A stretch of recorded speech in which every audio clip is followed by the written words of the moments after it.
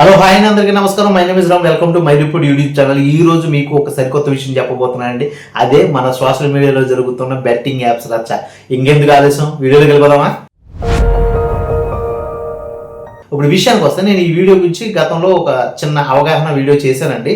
But దీన్ని extend చేద్దాం అనుకుంటున్నాను. ఎందుకంటే చాలామంది ఇన్ఫ్లుయెన్సర్స్ వాళ్ళ తప్పుల్ని కప్పిపుచ్చుకోవడానికి కొన్ని వీడియోలు చేస్తున్నారు. అది నాకు నచ్చలేదు. అయితే అది ఎవరు తప్పు ఎవరు ఉప్పు అనేది పక్కన పెడితే, అన్వేష్ గారు ఇంతకుముందు బ్యాడ్ అయ్యి ఉండొచ్చు, ఈ తర్వాత బ్యాడ్ అయ్యి ఉండొచ్చు. బట్ ఈ విషయంలో మాత్రం ఆయన ఒక గుడ్ పర్సనాలిటీగా నేను అనుకుంటున్నానండి. ఎందుకంటే ఆయన చేసే విధానం ఏదైతే ఉందో అది కరెక్ట్ అండి. అన్వేష్ గారు బెట్టింగ్ యాప్స్ ప్రమోట్ చేయడం తప్పు అని ఆయన చేసే విధానం ఏదైతే ఉందో అది బూతులు తిట్టి విధానం అయి ఉండొచ్చు, లేకపోతే ఇంకో రకంగా అవగాహన కల్పించే కార్యక్రమం అయి ఉండొచ్చు.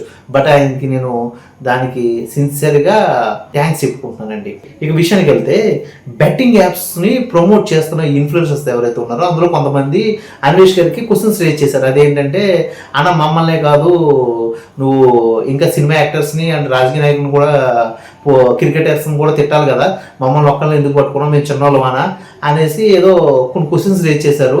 ఓకే, కొంతమంది పర్టికులర్గా నేను అంటలేదు కానండి. ఈ క్వశ్చన్స్ రేజ్ చేసే వ్యక్తులు ఎవరైతే ఉన్నారో బెట్టింగ్ యాప్ ప్రమోషన్ చేస్తున్నప్పుడు మీకు తెలుసు అది తప్పని.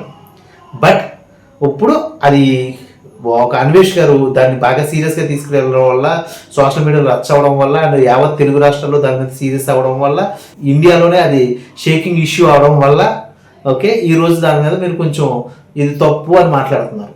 లేకపోతే ఎప్పటికీ మీరు మాట్లాడరు కదా ఇది తప్పు అని. ఓకే, అది తప్పే కదండి.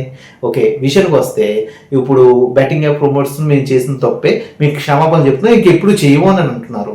అయితే చెయ్యను అని కన్నా మేము చేసిన ఈ బెట్టింగ్ యాప్స్ వల్ల వచ్చే మనీ ఏదైతే ఉందో దాన్ని మేము తిరిగి ఇచ్చేస్తున్నాం, లేకపోతే గవర్నమెంట్కి ఇచ్చేస్తున్నాం, ఒక చారిటబుల్ ట్రస్ట్కి ఇచ్చేస్తున్నాం అని చెప్పుంటే మీ వ్యక్తిత్వం ఏదైతే ఉందో దాన్ని మేము అప్రిషియేట్ చేద్దాం కదండి.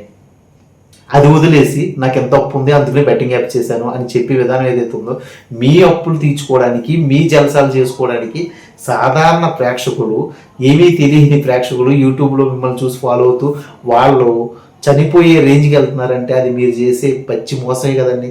ఇది మీరు అర్థం చేసుకోవాలి. ఓకే, ఇప్పుడు బెట్టింగ్ యాప్స్ తప్పు అని తెలిసిన తర్వాత తప్పు కాబట్టి మేము ఇంకెప్పుడు చేయమంటున్నారు. కానీ ఇంకో యాడ్స్ చేస్తారా? ఆ యాడ్స్ ఏంటంటే సమ్ జ్యోతిషం ads and Adivasi area ads, ఇటువంటి యాడ్స్ ఇప్పుడు కంటిన్యూ అవుతూనే చేస్తారు. ఇంకా అవి కంటిన్యూ చేస్తారా? అవి ఫ్రాడ్ కాదా? అవి తప్పు కాదా? ఇలా ఎందుకు అంటున్నా అంటే, డియర్ సబ్స్క్రైబర్స్, మీరు తెలుసుకోవాల్సిన విషయం చాలా ఉంది. అండ్ వ్యూవర్స్, మీరు కూడా తెలుసుకోవాలి.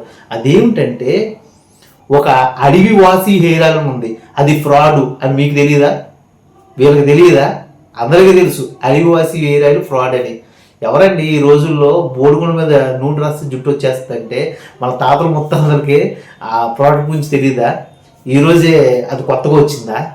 ఓకే, ఇంత హెలిపోతే ఉంది, ఇంత ఎంబీబీఎస్ చేసిన డాక్టర్స్ ఉన్నారు, వాళ్ళు ఎవరో కూడా క్రియేట్ చేయలేంది వాళ్ళు క్రియేట్ చేస్తున్నారు అంటే ఎలా నమ్మారండి?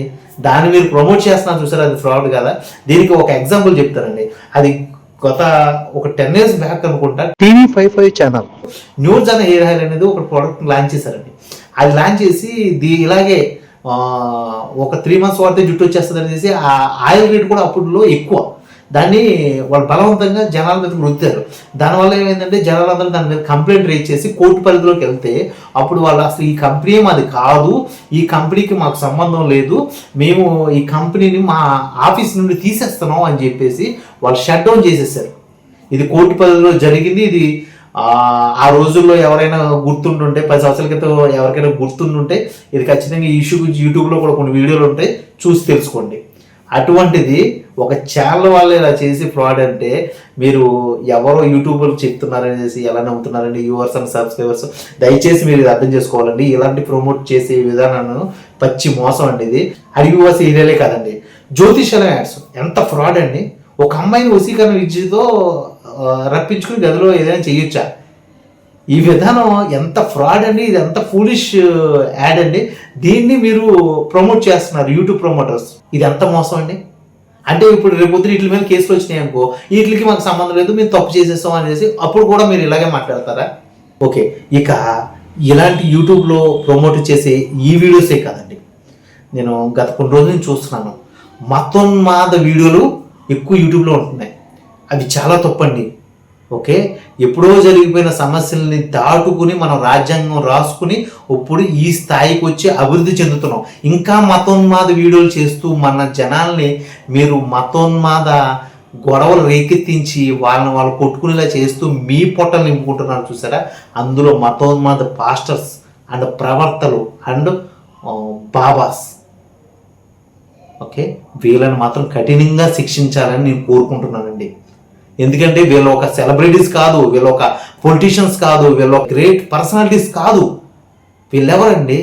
వాడు చెప్పుకుని పేరు పెట్టుకుని యూట్యూబ్ ఛానల్ రన్ చేస్తూ మతోన్మాద శక్తుల్ని వాడు ప్రోత్సహిస్తూ ఈరోజు ఎవరో పాస్టర్ చనిపోతే ఆ పాస్టర్ చనిపోవడానికి కారణం హిందూ అని ఒకడు, ఒక ముస్లిం అని ఒకడు, ఇలా ఇష్టం వచ్చిన యూట్యూబ్లో పెట్టేసి వాళ్ళ లైక్స్ వ్యూస్ తప్పించుకునే డబ్బుల కోసం జనాలు రెచ్చగొడుతున్నారు. ఇది 100% రాంగ్ అండి. ఇలా చేయడం వల్ల ఫ్యూచర్లో మన ఇండియా నాశనం అయిపోతుంది, మళ్ళీ వెనక్కి వెళ్ళిపోతుంది ఇండియా. అలా జరగకూడదు. దయచేసి అటువంటి వీడియోలు ఎప్పుడైనా మేము ముందుకు తారాసపడితే ఖచ్చితంగా దానికి రిపోర్ట్ కొట్టండి అండ్ దాని మీద సైబర్ కంప్లైంట్ రేజ్ చేయండి. సైబర్ కంప్లైంట్ రేజ్ చేయడానికి నేను కింద ఇచ్చిన ఒక ఫోన్ నెంబర్ ఉంది, దాని మీద మీరు రేజ్ చేస్తే ఖచ్చితంగా కేసు తీసుకుంటారండి. దయచేసి Indian governments and state governments దీన్ని బాగా సీరియస్గా తీసుకుని ఫస్ట్ మతోన్మాద శక్తుల్ని నిర్మూలించాలని కోరుకుంటున్నాను. గతంలో మన ఇద్దరు పీపుల్స్ ఎలక్షన్స్ టైంలో 2019 ఎలక్షన్స్ ముందు ఓకే కత్తి మహేష్ గారు అనే ఒకళ్ళు అండ్ భారత టీవీలో బాబా గారు అని పేరు నాకు గుర్తులేదు, ఇద్దరు కలిపి రకరకాలుగా దూషించుకుంటూ ఈయనేమో ఎమ్మెల్యే టికెట్ కోసం, ఈయనేమో ఎంపీ టికెట్ కోసం ఓకే ఒక కంజూస్ బిహేవ్ చేస్తూ చాలామంది జనాలను రెచ్చగొడుతూ చాలా తప్పుదోవ పట్టించారు. అప్పుడు వాళ్ళకి రాష్ట్ర బహిష్కరణ శిక్ష విధించారు. ఓకే, ఆ తర్వాత వాళ్ళు ఎక్కడికక్కడ స్ప్రెడ్ అయిపోయారు. అంటే ఎంత తప్పుడు పని అండి ఇది. ఇప్పుడు అదే పని ఇవి ఇక్కడ ఉన్న యూట్యూబర్స్ అందరూ చేస్తున్నారు. గతంలో ఒక చిలుకూరు బాలాజీ టెంపుల్లో ఉన్న ప్రధాన చిలుకూరు గారిని ఎవరో మతోన్మాది పిచ్చిగా బిహేవ్ చేస్తూ కొట్టాడు. అది కూడా ఎంత తప్పండి. ఇలాంటివి జరుగుతాం వల్ల ఖచ్చితంగా మతోన్మాద ప్రాబ్లమ్స్ ఇంకా ఫ్యూచర్లో పెరిగిపోయి మళ్ళీ మనం ఒక బాబ్రీ మసీద్ గొడవ లాంటిది లేకపోతే ఒక గోదర అల్లర్ లాంటిది చూడవలసి వస్తుంది. అది దయచేసి జరగకూడదు. అందరూ సమానమే, మన సెక్యులర్ కంట్రీ అనేది మనం తెలుసుకోవాలని కోరుకుంటూ ఈ వీడియో ఎక్కడితో సమాప్తం అండి. నా వీడియో కనుక మీకు నచ్చినట్లయితే please like, share and subscribe అండి. Sign out.